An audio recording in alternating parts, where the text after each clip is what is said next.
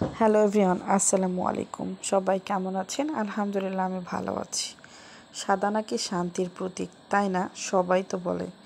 তাই বলে কি শান্তি বয়ে নিয়ে আসবে শুধু সাদা ইউজ করলে বা খেলে? দেখেন না, 1 দিন আগে প্রিন্স মামুন জেল থেকে বের হয়ে এসেছে। আর জেল থেকে বের হওয়ার পর তার মা তার পাপ মোচন করার জন্য সাদা দুধ দিয়ে গোসল করিয়েছে। আসলেই কি এটা সত্যি? যদি দুধ দিয়ে গোসল করিয়ে পাপ মোচন করা যেত, তাহলে তো অনেক মানুষ অনেক পাপ করে দুধ দিয়ে গোসল করে তার পাপ মোচন করতো। আর সবাই মরে যাওয়ার আগে মাস্ট বি দুধে গোসল করে তারপর হয়তো মরে যেত। তাহলে তো সবাই জান্নাতবাসী হয়ে যেত, তাই না?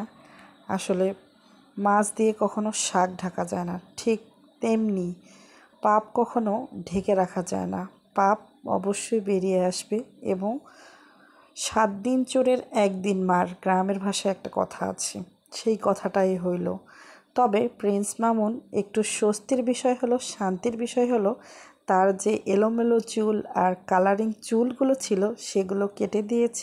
এবং সে জেলখানায় থাকাকালীন নাকি নামাজ পড়েছে। সে 5 ওয়াক্ত নামাজ পড়া কন্টিনিউ করবে। লায়লা তো আর ভালো হলো না, শিক্ষিত হয়ে অশিক্ষিতর মতো সব সময় প্রিন্স মামুনের পিছে পিছে ঘুরে।